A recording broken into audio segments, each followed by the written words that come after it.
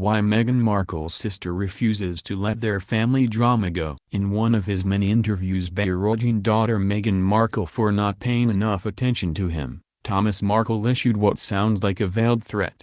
"If I chose in a month, or couple of months, to go to England, I want to see my daughter. I'm thinking about it," he revealed to The Sun. "I don't care whether she is pissed off at me or not. I'm not going to wave flags and make a fool of myself. I'd find a hotel room and try to reach them." In the 2 months since, the retired lighting director has yet to make good on his squeaky wheel strategy. But a different Markle may soon be appearing outside the Kensington Palace gates. Because, in an apple doesn't fall far from the tree move, Samantha Markle, Meghan's long-estranged half-sister, is reportedly making her own trip to London town. Already in Europe for a trip to Italy, the Florida resident is planning a stopover in the UK. Her publicist Rob Cooper tweeted Monday. After making numerous attempts in private to arrange a one-on-one meeting with the Duchess of Sussex to discuss their 74-year-old father's health, Kensington Palace have refused to respond, he wrote. "I fear Meghan may not be made aware of these discreet attempts and therefore making this public is the only option we have left. I currently have Samantha in Europe with just one short flight away. This doesn't need to be public. We would prefer to keep this private." Samantha is coming to the UK this week,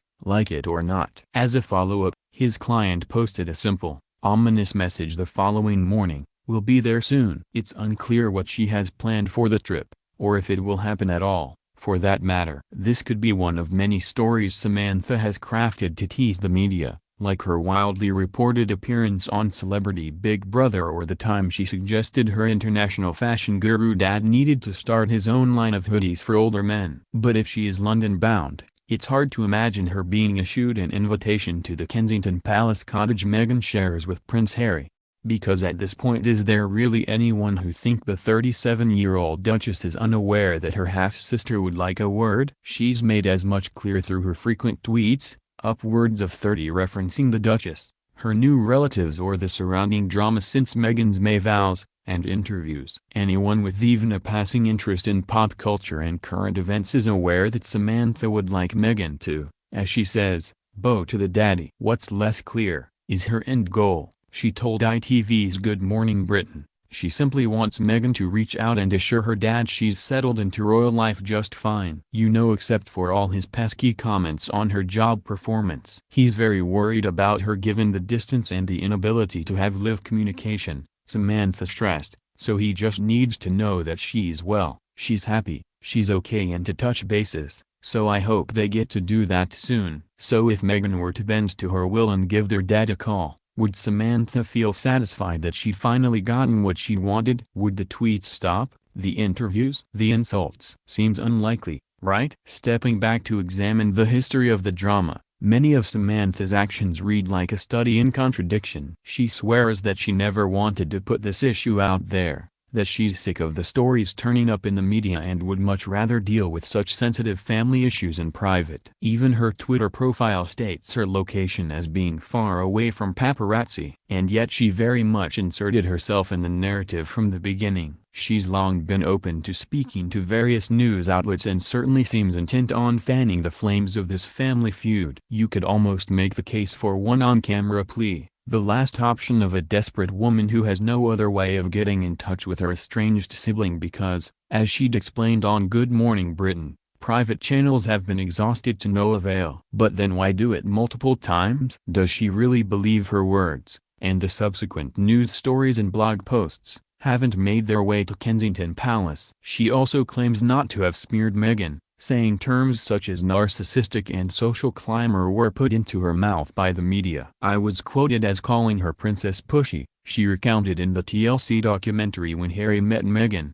a royal engagement. "The truth is, I never said any such thing and there's no tape, no recording, nothing in the world that anybody could present to suggest that it was." And she takes umbrage with the idea that her tweets are slams against her sister or a way of bashing her. She's simply stating, as she wrote on her now private social media account, honest, open, most diplomatic opinions. Even if that opinion is as cruel as saying that Meghan is arrogant and ignorant or that Harry is a wuss to allow the Duchess of Nonsense to mistreat everyone who has been close to her, especially her family, before suggesting that he stop wearing Meg's skivvies and bra. Then there's the notion that Samantha's profiting off her sister's sudden notoriety. She is, she readily admits, but so is everyone else. The way she sees it, her decision to share vignettes from the future Duchess' childhood is no different than the reporter that's paid to interview her and pull out such details. I worked in media most of my life and in broadcasting, so because my sister is suddenly royal isn't grounds for me to stop doing all of that, she explained on Good Morning Britain. Let's face it, we all have to survive. Money makes the world go round. So if you want to call that cashing in, that's fine, but I think no one in media would refuse a paycheck for talking about their royal land. As a family, we're not subject to royal protocol. What's more, she's insisted, she had just as much right to discuss her past as Meghan does. We're each individuals with our own life experiences. With all due respect, it's not just Meghan, she said. We're entitled to share that. We're entitled to be open about it, and if we can shed some light on some issues for the public, then great, and we can enjoy the process. I don't think there's anything wrong with that. It's not disparaging. It's not harmful. For someone to say, oh, you shouldn't take any money, you should turn down a paycheck, well, go tell your boss you don't want a paycheck for interviewing me because that's cashing in. Of course, Samantha's biggest opportunistic windfall is still in the works, her book, which has changed focus and titles at least twice, the latest iteration being called In the Shadows of the Duchess. Despite appearances, she says, no, swears it's not her intention to paint the royal in a negative light. What is not true is this unbelievable swell that's been created, that it's some sort of slamming tell-all, she told Good Morning Britain. It's only a tell-all in that I write about beautiful nuances of our loves, our family home. The main focus, she insisted, has to do with the interracial evolution of this country through the lens of my family. A far cry from the diary of Princess Pushy's sister. But if it's not a tell-all, why is she promising her Twitter followers that the tome will have all the juice? Why did she vow, I am holding nothing back? Which brings us back to the question, just what is Samantha's end goal? If she's simply trying to drum up interest in her book, then she's playing at a pretty successful strategy. We imagine if and when it hits shelves, no matter what content is inside, it will be widely read and dissected. But if she's really trying to get Meghan to see her viewpoint, to convince her to patch things up with her dad, this is probably not the way to go about it. Sources insist they were never all that close, and Meghan hasn't really been feeling an urge to reunite lately, what with Samantha tossing out labels such as Cruella de Vil. In fact, one source told E! News last year that the siblings, born 17 years apart to different mothers,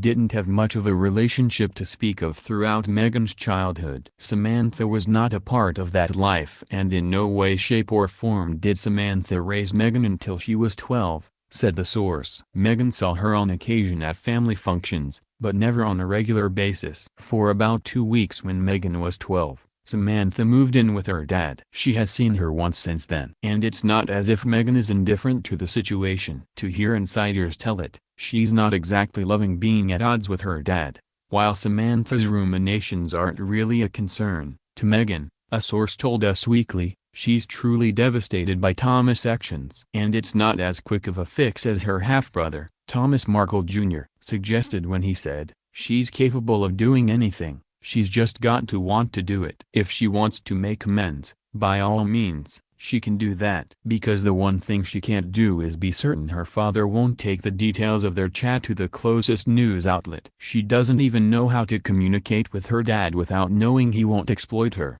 explained the source. She lives in fear that he'll leak their communication. If he's spoken this much already, why wouldn't he leak their conversation? Her rock in all of this has been Mother Doria Ragland, who joined Meghan and Harry at a reception last week for the Duchess charity cookbook. She's encouraging Meghan to ignore any negative press and focus on her new life, the source noted. Doria is amazing. She's a total bedrock and always takes the high road. She's a very elegant woman, and Meghan really turns to her for everything. The mother-daughter duo are so tight that there's been more than a little speculation that the social worker will be the one who finally puts an end to all of the drama. She is, after all, the one person on speaking terms with both Meghan and her ex-husband. Meghan has been adamant that her mom not get dragged into all the drama, a source told UK's Daily Mail in August. But if anyone can talk some sense into her dad, it's Doria. Meghan is now open to the possibility of her mom working some magic behind the scenes. It's a report Samantha shot down, along with another detailing how Harry's advisors had begun reaching out to Thomas last month. "I speak to him every day and it's sad, but, no, they have not contacted him," she told The Sun. "The PR machines can't stop trying to make out she's making an effort. She is not." To hear Samantha tell it, she's the only one making an effort, though a Meghan pal recently scoffed at the idea her ambush would be at all fruitful. Samantha is kidding herself if she thinks there is any possibility of getting together with Meghan, or anyone from the royal family for that matter, the unnamed friend told Daily Mail. Meghan and Samantha are not close in the slightest. They never have been, and it's doubtful they ever will be, especially after all of Samantha's name-calling and bullying. So the drama carries on, as it seems unlikely much of anything will get Samantha to stop her campaign of tweets, interviews and insults, no matter how improbably it is that they yield results. At least she's been successful at one thing: keeping this ugly chapter in their family's history alive and kicking.